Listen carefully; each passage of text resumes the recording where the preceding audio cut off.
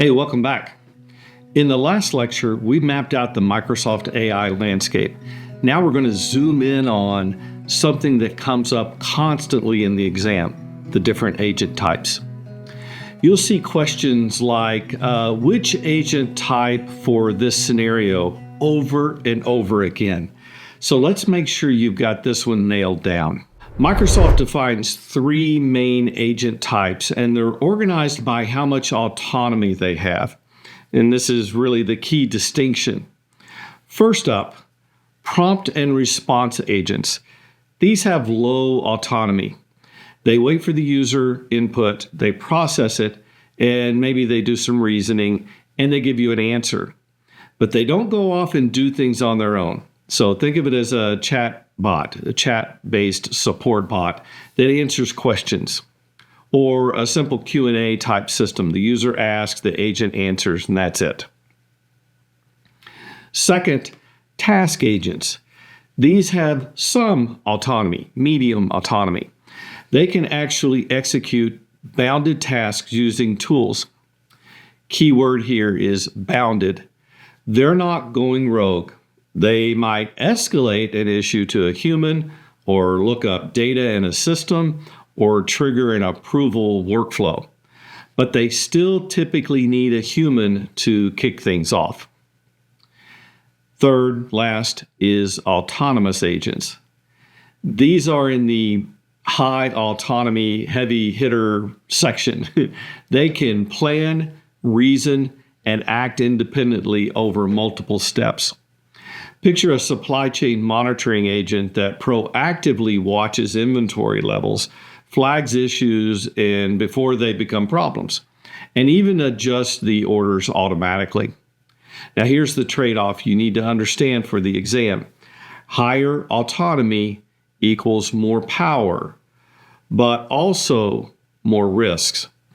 An autonomous agent can do amazing things, but it can also do amazing damage if something goes wrong. That's why governance matters so much with these. Here's a simple framework for exam scenarios. So when you see a question, ask yourself these three things. Does it need user input to start? If the answer is just responding to what someone asks, that's prompt and response. Does it need to use tools or take actions? Now you're in the task agent type territory.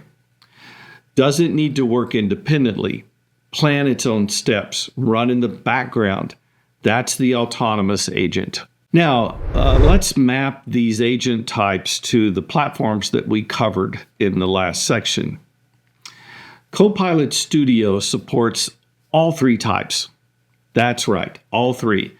You can build prompt and response, task, and autonomous agents there with an intuitive configuration.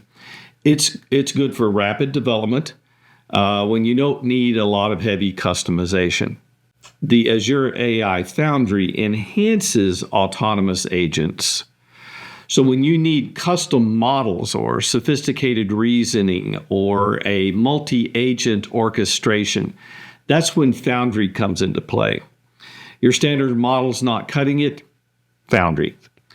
Dynamics 365 comes in with pre-built tasks and autonomous agents for sales and service scenarios. These are purpose-built for those domains, no coding required.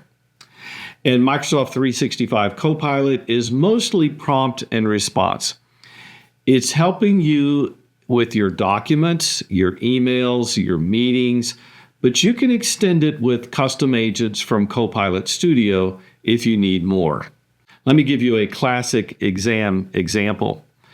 A company wants a proactive supply chain agent that monitors inventories and flags issues before they escalate. What type and platform? Well, the answer is autonomous agent, because it needs to work proactively without waiting for user input. And the platform, either Copilot Studio or Foundry, depending on the complexity. If they mention needing custom models or complex reasoning, then you're going to lean towards Foundry. If it's simpler, Copilot Studio can probably handle it. Okay, 3 things to remember from this lecture. 1, the 3 agent types, know those cold. Prompt and response for the low autonomy, task for medium, autonomous for high. 2, higher autonomy means more capability but more risk. The exam loves testing whether you understand that trade-off. 3, always balance autonomy with governance in your answers. If a scenario gives you an autonomous agent without mentioning guardrails, that's usually a red flag. Next up, we're diving into Copilot Studio core concepts. Topics, actions, connectors, and knowledge. This is where you'll design most of your agents in practice, so it's essential material. I'll see you there.